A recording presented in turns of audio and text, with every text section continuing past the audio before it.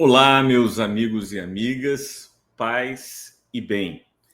Neste vídeo eu farei uma análise retórica do discurso de posse de Donald Trump como 47º presidente dos Estados Unidos da América. Na minha opinião, este é um dos mais importantes discursos dos últimos tempos, e eu diria que esse é um discurso extremamente importante por três razões básicas. Em primeiro lugar, porque é o discurso de posse da mais alta autoridade executiva da mais poderosa nação do mundo, os Estados Unidos da América. Isso, por si só, reveste de grande importância um discurso em que o novo presidente anuncia suas intenções e ações para o público norte-americano, mas também para o mundo todo. Em segundo lugar, porque Donald Trump é uma das figuras mais emblemáticas da extrema-direita e, ao ocupar esta função, o seu papel como presidente da República, ele lança uma irradiação de influência sobre o mundo todo, um mundo que vive, neste momento, uma evidente ascensão da extrema-direita. Não apenas nos Estados Unidos, mas também na Argentina, na Alemanha, na França, no Brasil, enfim, nas mais diversas áreas do mundo, nós encontramos esse grupo político-ideológico em ascensão. Mas, em terceiro lugar, esse discurso é extremamente importante porque ele é muito educativo. Nós temos muito a aprender com esse discurso. Sim, porque nós não pretendemos fazer uma análise política. Nós queremos fazer uma análise retórica.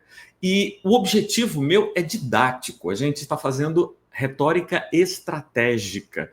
Ou seja, a gente está tentando aprender a construir argumentos de tal maneira que possamos atingir objetivos de persuasão e de convencimento. Não vou alegar aqui que eu vou fazer uma análise neutra, porque em retórica não existe neutralidade. Mas eu farei uma análise técnica revestida do que nós poderíamos denominar de honestidade intelectual. Então, vamos lá. Mas antes, deixa eu me apresentar rapidamente para você. Meu nome é Martorelli Dantas, eu mantenho no YouTube um canal dedicado à retórica, à teoria geral do direito e ao processo penal. E nós estamos aqui para pensarmos juntos sobre o caráter retórico, os elementos retóricos do discurso de Trump. Eu tenho formação em teologia, filosofia e direito, cursei o meu mestrado e o meu doutorado em filosofia do direito na Faculdade de Direito do Recife, da Universidade Federal de Pernambuco. Vamos juntos nessa viagem? Vamos lá. Análise retórica do discurso de posse de Donald Trump. Vamos ver o que a gente pode aprender com esse discurso. Vamos fazer aqui algumas considerações preliminares.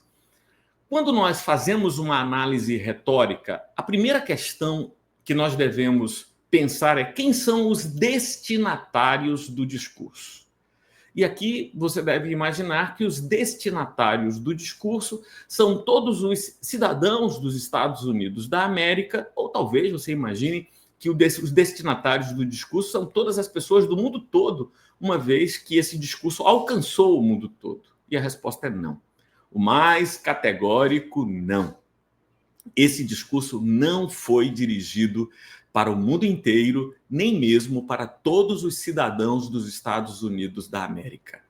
Este discurso foi dirigido para aquelas pessoas que apoiaram o projeto Trump e que formaram a maioria dos cidadãos americanos, ele ganhou por maioria, e essa maioria é que são os destinatários do discurso de posse de Donald Trump.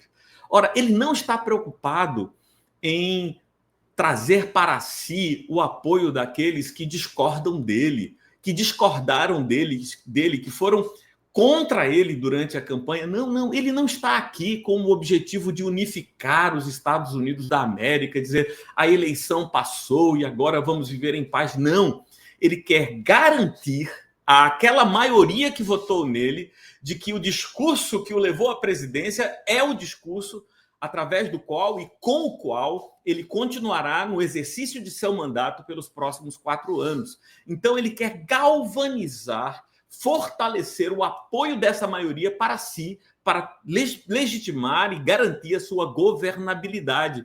Ele alcançou maioria no Congresso Nacional e, com essa maioria no Congresso, ele vai governar nos Estados Unidos. E por isso ele anuncia medidas e ações que corroboram e que confirmam o seu discurso de campanha. Então, quem são os destinatários? Aquela maioria dos norte-americanos, dos estadunidenses, que apoiou o Donald Trump, que votou nele e o tornou presidente dos Estados Unidos da América. O que mais a gente pode aprender? Qual é o contexto histórico em que o discurso ocorre? Ora, o discurso de Donald Trump, ao assumir como 47º presidente dos Estados Unidos, encontra uma nação que tem uma sensação muito grande de instabilidade, de insegurança e, eu diria até, de um certo abatimento. Tanto dentro dos Estados Unidos como pelo mundo afora, fala-se do declínio do império dos Estados Unidos da América. E esse declínio se manifesta de três maneiras muito evidentes. Em primeiro lugar, pelo déficit fiscal que os Estados Unidos vivencia, ou seja, a dívida pública norte-americana cresce e ela já é virtualmente impagável, e isso gera um temor de insolvência. Esse temor não é maior porque os Estados Unidos mantêm o dólar como a moeda comercial padrão nas relações internacionais. E aqui vem a segunda razão de insegurança e de instabilidade para os estadunidenses.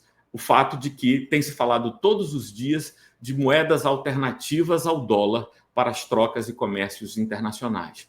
Se o dólar deixar de ser a moeda fiduciária, a moeda que garante as relações, a crise norte-americana se aprofundará. Mas, em terceiro lugar, Donald Trump assume a presidência dos Estados Unidos no momento em que o cidadão americano está abatido porque ele vê insegurança nas ruas, ele vê serviços públicos que não atendem às suas necessidades, a saúde não é garantida, mesmo a proteção das coisas básicas da vida, os incêndios não são combatidos e os imigrantes estão presentes e eles são visíveis o tempo todo, cada vez mais. Há até uma certa dependência dos Estados Unidos do trabalho dos imigrantes, e isso tudo abate o coração do norte-americano que votou em Donald Trump e tem a esperança de que isso mude. Também a alta dos preços, a quase impossibilidade de viver com uma aposentadoria, uma vida digna nos Estados Unidos. Ou seja, a crise econômica dos Estados Unidos, dentro dos Estados Unidos, é gravíssima. Trump tem consciência disso e Trump faz um discurso que leva em consideração este ambiente histórico, esse momento histórico, e procura trazer uma resposta a essa realidade. Em terceiro lugar, quais são os objetivos do discurso de Donald Trump? A gente tem que levar em consideração que objetivos são estes. Os objetivos dele, como eu já disse, galvanizar aquele grupo que votou nele, ou seja, garantir que esse grupo continue aliado, garantir a fidelidade dos deputados que foram eleitos com o apoio dele. Então, o objetivo fundamental é trazer uma garantia de continuidade. O que foi dito na campanha será feito agora durante o meu mandato. Mas, em segundo lugar, Trump tem por objetivo criar uma esperança no coração dos estadunidenses. Trazer de volta, né? A palavra volta, de novo, novamente, again. Trazer de volta algo que se perdeu, esse orgulho, essa vaidade de se saber estadunidense. Trump está trabalhando com esse pathos, com esse sentimento, e nós vamos aprofundar e exemplificar isso. O objetivo dele é dizer que os anos de glória dos Estados Unidos voltaram e que o período mais pujante dos Estados Unidos será retomado agora com a sua administração nesse segundo governo. Os inimigos serão vencidos e a glória dos Estados Unidos da América voltará. Esse é o pathos, o sentimento que ele quer trazer para os seus ouvintes. A segunda questão que nós devemos analisar qual é identificar o logos, o pathos e o ethos do orador. Ora, esses três elementos da retórica, que vêm lá de Aristóteles, de 2.400 anos atrás, são fundamentais. A gente precisa, para uma análise histórica, tentar identificar qual é a lógica que Trump está desenvolvendo, qual a linha de raciocínio que está conduzindo o seu pensamento. Qual é o logos? O logos de Trump é: existem inimigos, estes inimigos nos trouxeram, a gente vai apontar 5 inimigos que Trump elenca durante o seu discurso. Esses inimigos nos trouxeram ao caos em que nós estamos vivendo agora, mas nós temos uma resposta, e essa resposta começa hoje. 11 vezes no discurso de Trump ele usa a palavra now, agora, imediatamente, a partir de hoje. É isso que nós vamos ver. Então, o tempo todo é essa razão. Há inimigos, os inimigos tentaram nos destruir, mas eles não conseguiram, e porque eles não conseguiram, nós começaremos um tempo novo, um tempo diferente, o tempo de trazer de volta a glória perdida dos Estados Unidos. Isso me leva ao pathos. Qual é o sentimento fundamental que Trump vai trabalhar? Uma saudade da glória perdida. É por isso que ele usa tantas vezes a expressão recuperar, restabelecer, reequilibrar.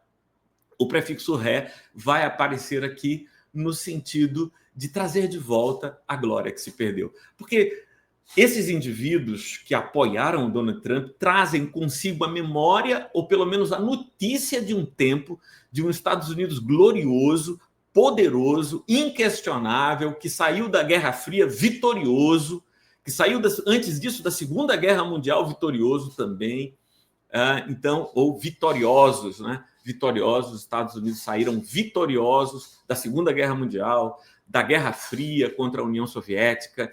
Então, é disso, é trazer de volta a memória de um Estados Unidos vitoriosos, que ele pretende trabalhar aqui. O pathos é o pathos da saudade, da esperança, da restituição da glória perdida.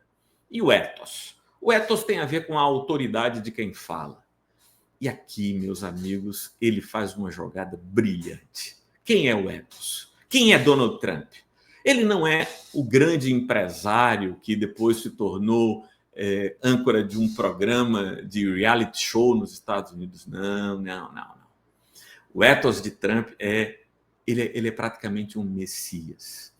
É alguém que foi salvo por Deus para salvar a América. Ele se refere à tentativa de homicídio em um discurso dele na Pensilvânia. Um projétil atravessou a sua orelha, cortou a orelha, e ele vai usar isso. E ele é essa figura, é a autoridade de quem foi salvo por Deus para salvar a América. E em nome de Deus, ele vai salvar a América dos seus inimigos e do Estado em que ela se encontra, conduzido por esses inimigos. Você deve estar curioso para saber em que é que eu estou baseando, que falas do Donald Trump servem para que a gente possa afirmar tudo isso. Então, vamos lá. Então, vamos adiante. Agora, antes da gente entrar, deixa eu falar 2 coisas que para mim são detalhes técnicos importantes. O discurso é lido, né? Ele não está falando de improviso. Você pode achar que o discurso está sendo lido, está sendo falado de improviso, porque você não o vê com nenhum papel na mão. Mas olha essa foto que eu printei para vocês verem. Aqui nós podemos ver duas folhas de vidro, uma à direita, outra à esquerda de Trump. Esses são teleprompts de última geração. Trump lê o discurso olhando para essas telas translúcidas. Você tem a impressão de que ele está olhando à esquerda, para o público que está à esquerda e o público que está à direita, mas para ele aparece o discurso, o texto do discurso aparece o tempo todo. Então, o texto é lido. Isso é muito importante para a gente, porque ainda fortalece nosso cuidado com a análise retórica, porque a gente sabe que estas palavras não foram apenas escolhidas por Trump, mas toda a sua equipe trabalhou para a produção desse discurso. Em segundo lugar, eu queria fazer... Ele tem uma apresentação pessoal única. Vejam bem, A gente deve achar muito estranho o cabelo do Trump, né? Como a gente acha estranho o cabelo do Milley. Talvez você possa dizer, eu nunca iria cortar o meu cabelo ou manter o meu cabelo nos mesmos lugares que essas pessoas fazem isso. Mas preste atenção. O objetivo do Trump, do Milley e de tantas outras figuras não é ter uma apresentação pessoal bela, é ter uma apresentação pessoal única. Única. Ou seja, a imagem dele discursa sobre ele. Então, esse cabelo do jeito que é, fala sobre ele. A sua pele, Karina costuma dizer que é meio alaranjada, discursa sobre ele. Então, essa apresentação pessoal não pretende ser bela, pretende ser única. Vamos lá. Então, sigamos. Análise retórica dos principais pontos do discurso de Trump. Olha bem, Trump começa com uma introdução marcante. Olha que frase preciosa, calculada. Depois de fazer as saudações às autoridades presentes, ele diz como primeira sentença de seu discurso: a era de ouro da América começa agora. A era de ouro da América começa agora. Duas informações importantíssimas. Ele está usando uma expressão que remete a um tempo de glória para a América. Você sabe também quanto eu que a América é todo o continente americano. Mas ele quer dar tanta ênfase à grandeza dos Estados Unidos da América que ele, como tantos outros oradores, se refere ao seu país chamando-o de a América. Mas observe, ele diz, a era de ouro da América começa agora. É a primeira vez que a palavra now vai se manifestar, vai ser pronunciada. E por que isso é tão importante?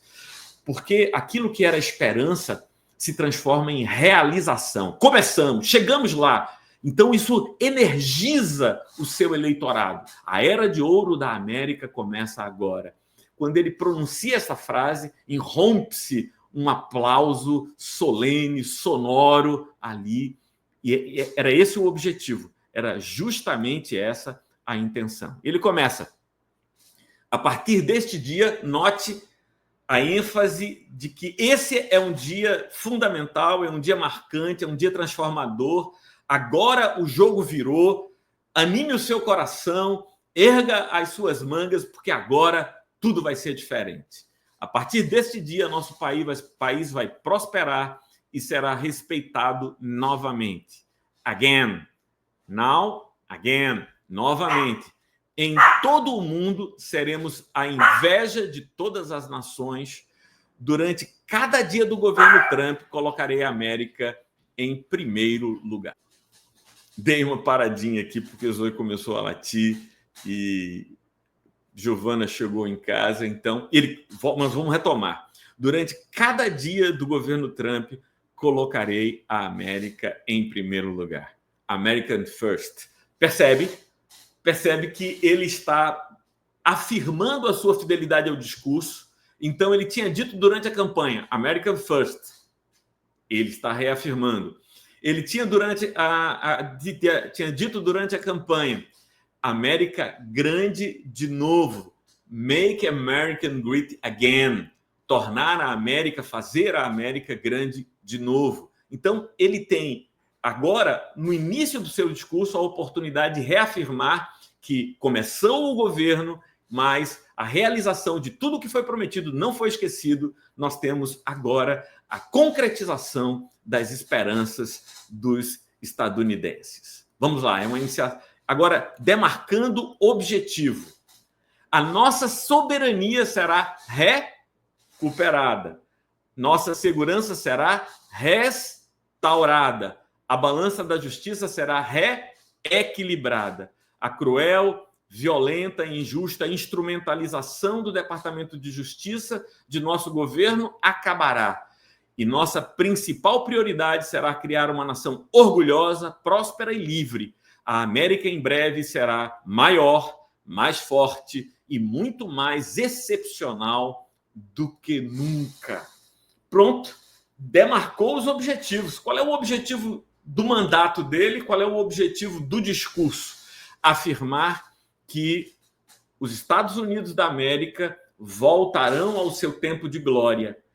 Ele está evocando a memória de um tempo de glória na mente dos seus ouvintes. Lembra como os Estados Unidos da América já foi grande, já foi poderosa, foram poderosos, voltaremos a ser poderosos como já fomos. Então é por isso que aqui vai aparecer o recuperada, restaurada, reequilibrada, porque aquilo que se perdeu será refeito.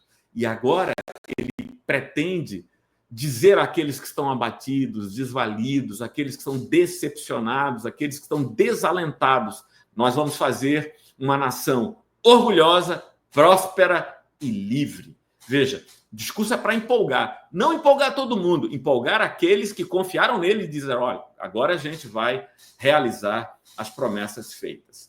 E aí a gente precisa identificar os inimigos. Ora, a estratégia desse discurso é a seguinte: a gente identifica os inimigos, diz como vai combater os inimigos e faz você concluir que tudo estará solucionado. Porque se a gente sabe quem causou o nosso mal e a gente destrói estes que causaram o nosso mal, a gente resolve o problema. Então essa é a lógica. Então, para isso, o primeiro passo dele é quem são os inimigos? E ele vai apresentar os 5 inimigos que pretende combater.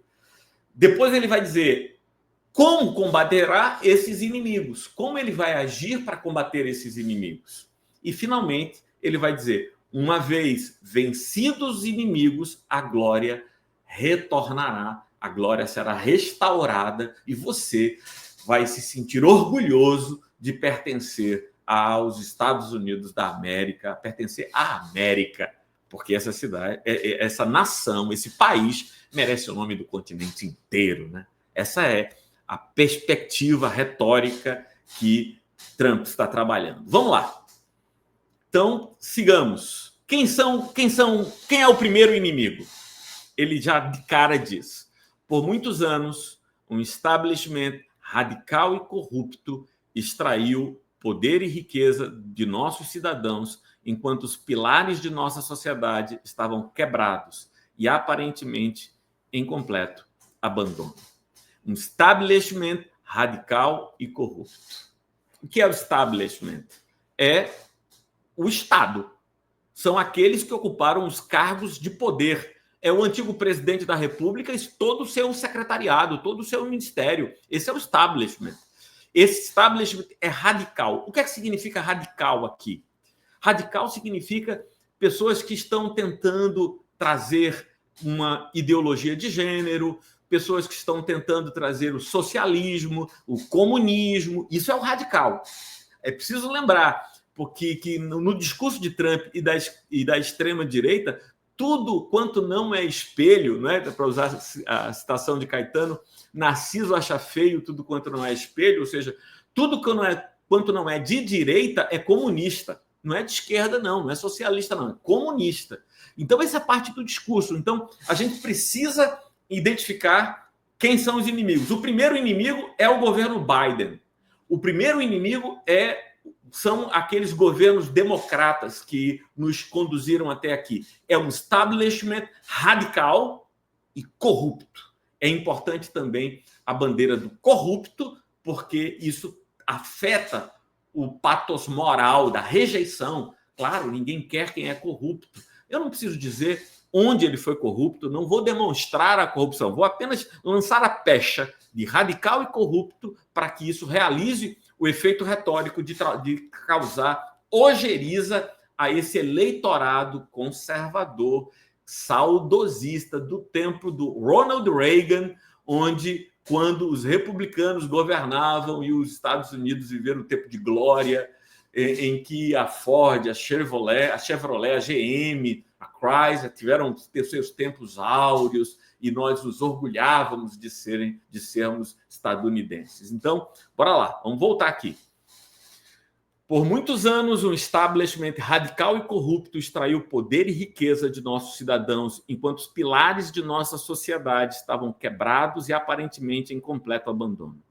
Ele falha em proteger nossos magníficos cidadãos americanos cumpridores da lei, mas fornece santuário e proteção para criminosos perigosos, muitos de prisões e instituições mentais que entraram ilegalmente em nosso país de todo o mundo.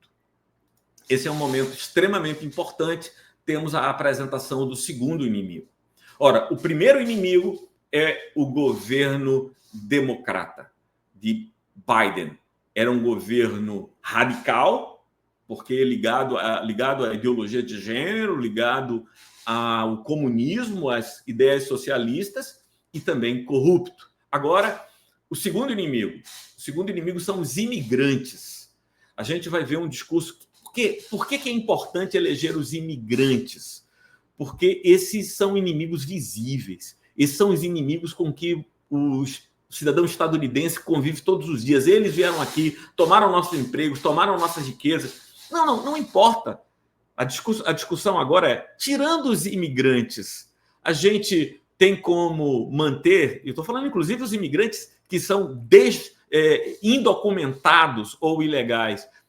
São duas coisas diferentes, né? Uma coisa é ser indocumentado, outra coisa é ser ilegal. Quando uma pessoa entra nos Estados Unidos e pleiteia a regularização da sua situação, enquanto ele não tem a documentação, ele não é ilegal, ele é indocumentado.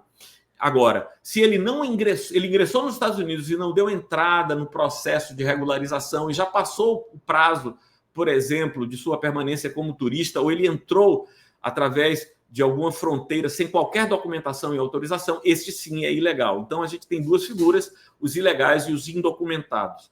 A economia americana depende dessas pessoas, porque elas estão trabalhando, são mão de obra, e agora o que Trump faz? Trump não quer discutir qual é a importância desses indivíduos, ele quer demarcar os inimigos. E veja a força com que ele faz isso. Ele chama esses indivíduos de criminosos, muitos deles saídos de prisões e instituições mentais.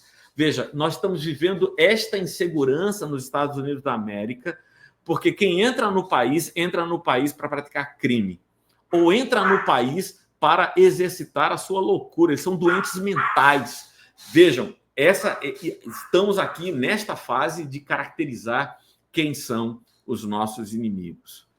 Já aprendemos os dois inimigos, o establishment radical e corrupto, os imigrantes criminosos e doentes mentais. Ora, criminosos e doentes mentais, imigrantes igual a criminosos e doentes mentais, quem quer isso? Vamos colocá-los para fora, e vamos colocá-los para fora rapidamente e em quaisquer condições. Ninguém vai ficar ultrajado se for preciso tratá-los mal. Veja, isso tudo está gerando a consciência retórica. Porque como é que aconteceu, por exemplo, e eu preciso fazer essa analogia, como é que aconteceu que na Alemanha da década de 30 e do início da década de 40, os judeus foram tratados do modo desumano que foram tratados? Porque eles não eram humanos. No discurso alemão, nazista, eles eram uma peste, eles eram uma praga. E a expressão extermínio é a expressão que se utiliza para combater pragas. Ora, se você dá um tiro na cabeça de um judeu, se você coloca judeus numa câmara de gás, você está livrando, está libertando a sociedade dessas figuras. Então, o que é que o discurso de Adolf Hitler fez, do Partido Nazista? Identificou o inimigo e moveu-se no sentido de atacar o inimigo para criar a expectativa na sociedade alemã de que, livres do inimigo, nós teremos a nossa glória restaurada ou seremos o terceiro Reich, o terceiro império, a grande nação que estamos destinados a ser. Então, veja, aqui também na história do Brasil, a questão do inimigo é muito importante. Então, no discurso da extrema-direita, nós vimos a mesma coisa. Quem são os inimigos? Os inimigos são o establishment radical e corrupto, igual, e os comunistas que o apoiam, que dominaram as universidades, os meios de comunicação, são os comunistas que estão no poder. Entende? Você identificou os inimigos, luta contra os inimigos, unifica o povo contra os inimigos, e eles têm ódio, porque é por causa desses inimigos que nós estamos tão mal. Tão pauleira, não é não? Ok, essa parte é fundamental, vou maximizar aqui. Identidade messiânica, quem é que está falando? Há apenas alguns meses, em um lindo campo da Pensilvânia, uma bala de um assassino atravessou minha orelha. Mas eu senti, e acredito ainda mais agora, que minha vida foi salva por uma razão. Que razão é esta? Fui salvo por Deus para tornar a América grande novamente. Não esqueceremos nosso país, não esqueceremos nossa Constituição e não esqueceremos o nosso Deus. Caramba! Cara, você tem que dizer, vou tirar o chapéu, que texto bem montado, que texto bem escrito. Veja, ele tem um sentimento. Esse sentimento é mais vivo ainda agora. E qual é o sentimento que ele tem? E você deve ter também. Que ele foi salvo por Deus para salvar a América. E então chegamos. É o novo mundo, é a nova Jerusalém. O Messias voltou, o Messias se manifesta agora. A palavra Messias é uma palavra de origem hebraica que significa o escolhido. Em grego, sabe qual é essa palavra? Christos, o ungido, o escolhido. Bom, quem foi que esteve à beira da morte e voltou de lá para nos salvar e socorrer? Donald Trump. Então, ele é esse escolhido. Esse é aquele que foi salvo por Deus para salvar a América. O que você está disposto para fazer em defesa do escolhido? Você vai deixá-lo ser crucificado? Você vai deixá-lo ser apedrejado? Não, não, não. Nós vamos em defesa. Percebe a força retórica desse ethos do ungido, do Messias, do escolhido?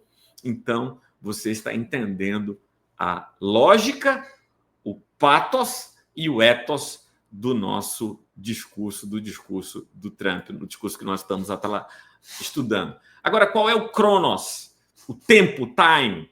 Vamos nos mover com propósito e rapidez para trazer de volta, já falei sobre isso, a esperança, a prosperidade, a segurança e a paz para cidadãos de todas as raças, religiões, cores e credos.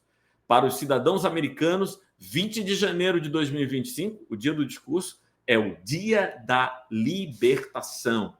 E aqui eu fiz umas anotações aqui embaixo. Ele usou 11 vezes a expressão now. Ele usou 14 vezes, não escrevi isso, mas é importante, 14 vezes a expressão again, novamente. E ele utiliza várias vezes palavras com o prefixo re, como reclaimed, restored, rebalanced, reconstruir, restaurar, reequilibrar. Essa é a ideia. E é agora. O tempo é agora. Vamos trazer de volta e fazer isso já. Hoje começou a libertação. É o dia da libertação.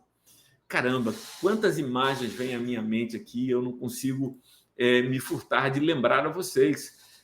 A palavra Moshe, Moisés, deu origem à palavra Mishá, que leva a Messias. Quem é Moisés para a tradição judaica? É o libertador que tira do cativeiro do Egito e leva para a terra prometida. Esse é o Messias. O segundo Messias é Jesus, que tiraria o povo do cativeiro, do pecado, para a salvação.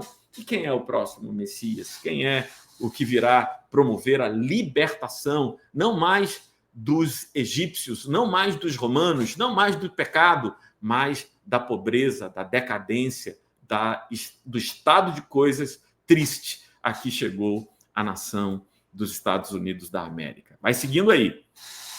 Anunciando as medidas imediatas. Veja, se o cronos, se o tempo da ação é agora, então ele precisa anunciar medidas que ele vai tomar naquele dia. Veja as medidas que ele anuncia. Primeiro, vou declarar emergência nacional na nossa fronteira com o México, no sul. Todas as entradas ilegais serão imediatamente interrompidas e vamos começar o processo de deportação de milhões e milhões de estrangeiros criminosos para os lugares de onde vieram. Primeira medida é o ataque aos estrangeiros. Por que o ataque aos estrangeiros é tão importante? Porque os estrangeiros estão no olhar do cidadão norte-americano, né? Eles estão vendo e atacar essas pessoas também vai ser o tempo todo levado à mídia, Então, as milhares e milhares de deportações, né, ou de repatriamentos, essas são duas palavras que precisam ser compreendidas. Deportar é impedir que entre. O indivíduo está lá no aeroporto, deportar manda de volta. O indivíduo que já está morando nos Estados Unidos, quando eu vou mandá-lo de volta, eu não estou deportando, eu estou repatriando esse indivíduo. Mas aqui, para efeitos práticos, o que Trump diz é que vai haver milhões e milhões de deportações. E essa é, ufa, finalmente o emprego vai voltar, a segurança vai voltar. Porque quem são os imigrantes no discurso de Trump? São os criminosos e doentes mentais.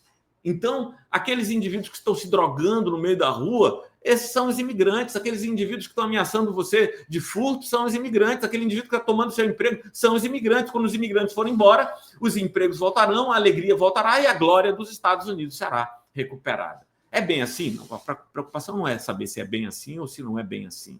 A preocupação é que o discurso realize o seu papel retórico. Outras medidas são anunciadas e agora aparece o terceiro inimigo. Em seguida, vou ordenar que todos os membros do meu gabinete reúnam os vastos poderes à sua disposição para derrotar o que era uma inflação recorde e reduzir rapidamente os custos e os preços. A crise inflacionária foi causada por gastos excessivos e aumentos de custos de geração de energia. E é por isso que hoje também irei declarar emergência energética nacional. Vamos perfurar, baby, perfurar, drill, baby, drill, perfurar, perfurar. Ora, então vamos resolver os problemas econômicos. A inflação, você que está pagando cada vez mais caro pelos seus alimentos, isso vai acabar. Os preços vão baixar. Você está gastando muito dinheiro com energia elétrica na sua casa? Isso vai baixar porque nós estamos, essa expressão, né? O ouro líquido. Então, vamos cavar, vamos perfurar novos poços. Isso leva a mente do americano de volta para a década de 10, quando aqueles poços de petróleo eram furados no Texas e todo o sul dos Estados Unidos, aí o ouro líquido brotava, os milionários surgiam o tempo todo. Então, essa memória.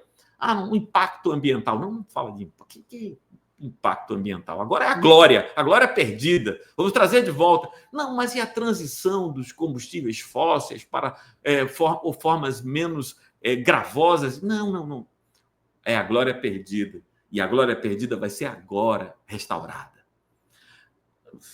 Outras questões não estão na preocupação no espectro retórico de Trump. O que está no espectro retórico de Trump é trazer benefícios imediatos, e esses benefícios vão ser sentidos pelo seu eleitorado, que poderá conferir isso imediatamente. Os poços de petróleo perfurados. Vamos lá. Medidas imediatas. Com minhas ações de hoje, vamos encerrar o Green New Deal, programa de ecológico, preocupação com o verde. Não, isso não existe mais. Vamos encerrar isso, acabar com os incentivos para veículos elétricos. Os veículos elétricos estão relacionados com a transição energética. Não queremos transição energética, queremos ser o país da produção de petróleo. Vamos tirar o ouro líquido que está no chão e a glória vai voltar, como na década de 10. Nós vamos nos tornar milionários novamente. Então, é isso. Essa preocupação da transição energética, gases de efeito estufa, nada disso está no nosso cenário de preocupação. O que está no cenário de preocupação é a glória perdida, salvando nossa indústria automobilística e mantendo minha promessa sagrada aos nossos grandes trabalhadores de automóveis automotivos americanos. Em outras palavras, veja o poder dessa frase.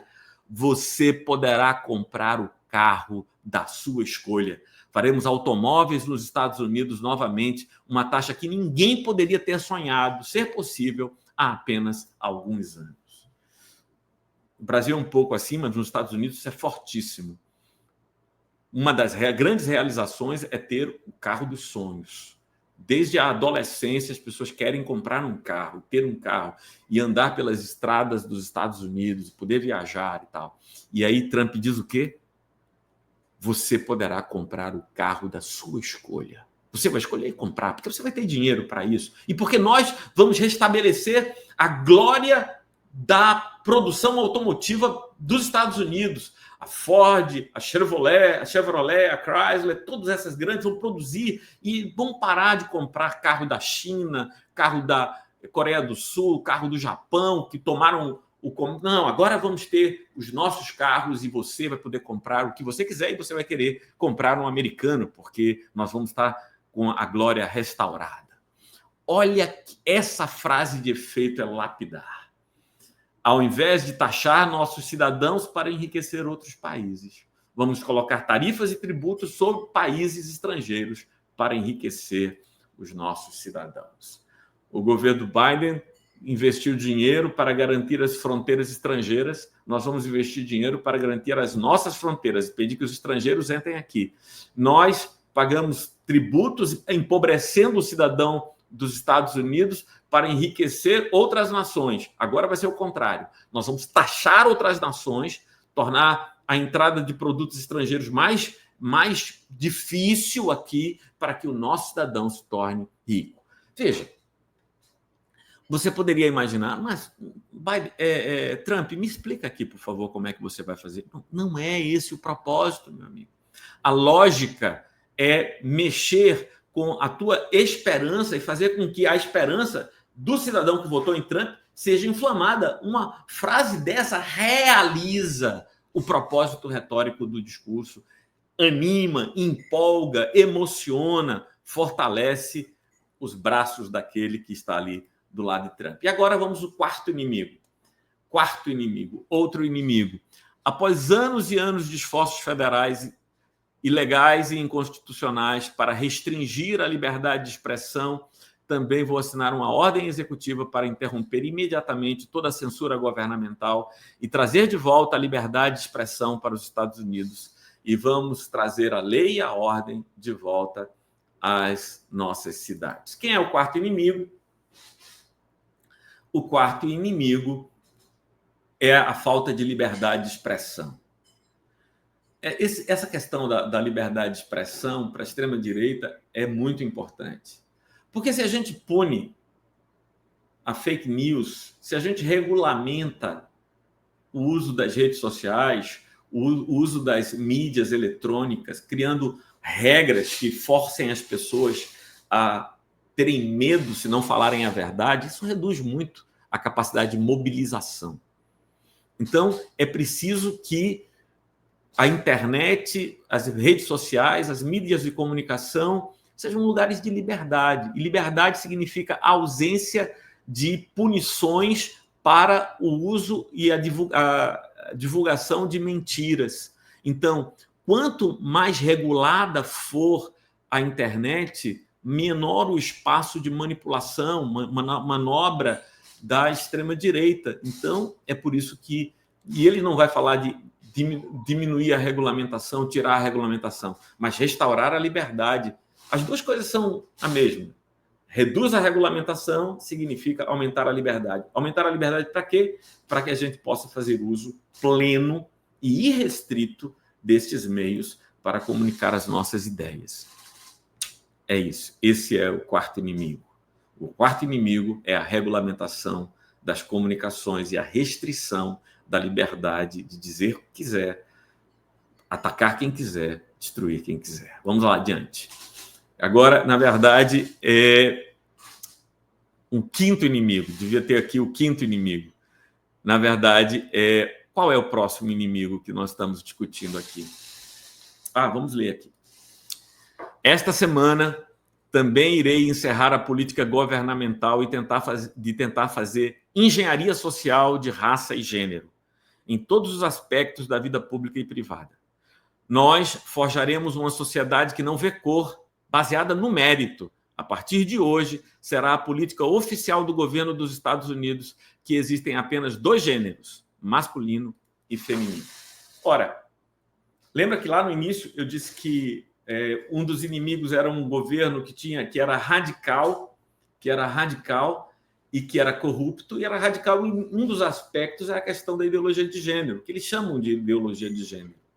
Ora, quando se ouve esta frase, imagine agora o impacto retórico, meus amigos, análise retórica. A partir de hoje será a política oficial do governo dos Estados Unidos que existem apenas 2 gêneros, masculino e feminino. Quando um cidadão conservador, protestante, cristão, norte-americano ouve essa frase, sabe o que ele diz? Glória a Deus! É isso! Aleluia! Eu não estou falando isso tentando ser jocoso, engraçado, nem irônico. Esse é o efeito retórico que se espera que se faça com esta frase. Significa que não haverá, e Trump utiliza 2 expressões, né, para se referir à tentativa de experimentos sociais, uma engenharia social e experimentos sociais. O que seria experimento social? Será que a gente poderia ter um terceiro gênero? Será que a gente pode ter transgêneros? Uma mulher trans, um homem trans? Poderíamos ter indivíduos que não têm uma identidade de gênero muito clara, muito definida? A bissexual. Não existe mais isso. A gente simplificou tudo. Ou é homem ou é mulher. E acabou. Em todas as classes, em todos os níveis do governo, só vamos trabalhar com essas ideias. E isso dá a impressão ao ouvinte que nós vamos remoralizar. E é exatamente isso, remoralizar. Agora, a moral é a moral conservadora, é a moral patriarcal, é a moral que é também uma forma de me remeter os gloriosos anos 10, anos 20, os gloriosos, né, tirando ali a crise da Bolsa de Valores, né, mas os gloriosos anos 70, 80, até o fim da Guerra Fria. Entende? Então, naquela época, eu lembro, não havia nada disso, não havia essa safadeza que está por aí. E aí Trump disse, vamos voltar a essa época e eu vou lhes conduzir de volta a esse tempo. Mais medidas. Mediremos nosso sucesso não apenas pelas batalhas que vencermos, mas também pelas guerras que terminarmos. E talvez mais importante, guerras nas quais nunca entraremos. E aqui ele diz, um dia antes de eu assumir o cargo, os reféns do Oriente Médio estão voltando para casa, para as suas famílias. E aqui ele diz, olha, a gente não vai continuar gastando dinheiro com guerras no estrangeiro. O dinheiro vai ficar aqui, para a riqueza das nossas nações. Nós vamos vencer as batalhas que entrarmos, mas não vamos entrar nas batalhas que quiserem. Nós vamos ter uma outra política. E isso, na cabeça de um americano, dizer, meus filhos não vão mais para a guerra, eu não vou mais ver pessoas morrerem em guerras em terras estranhas. Trump está dizendo, minha preocupação é America first, America first. Então, essa é uma promessa que ele quer realizar.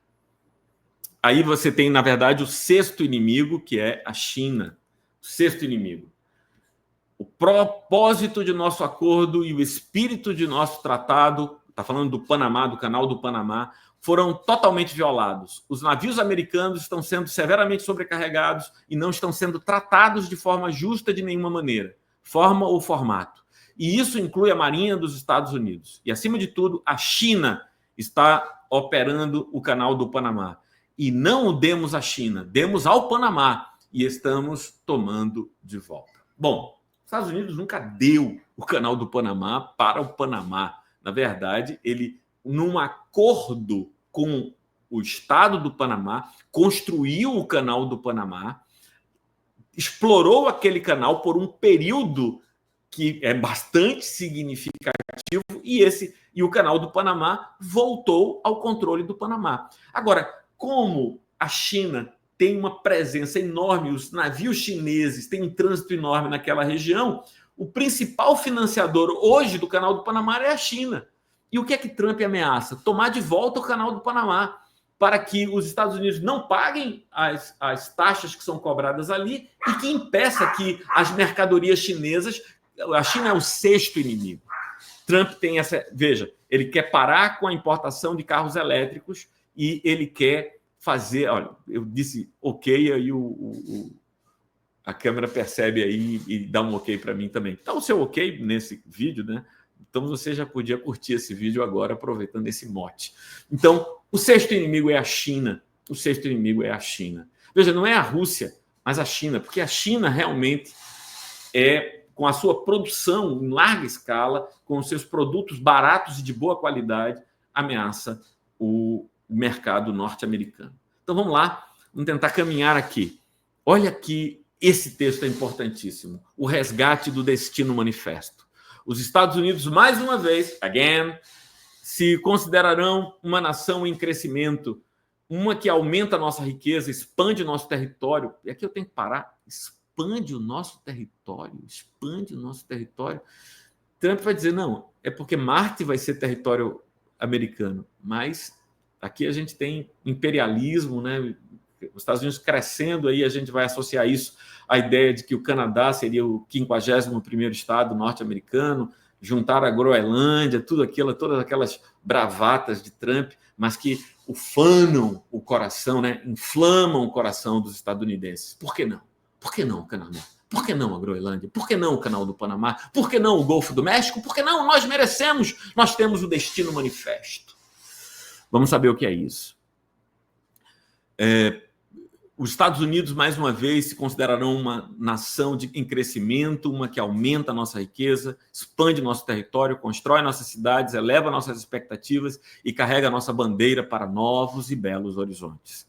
E perseguiremos o nosso destino manifesto nas estrelas, lançando astronautas americanos para plantar as estrelas e listras no planeta Marte.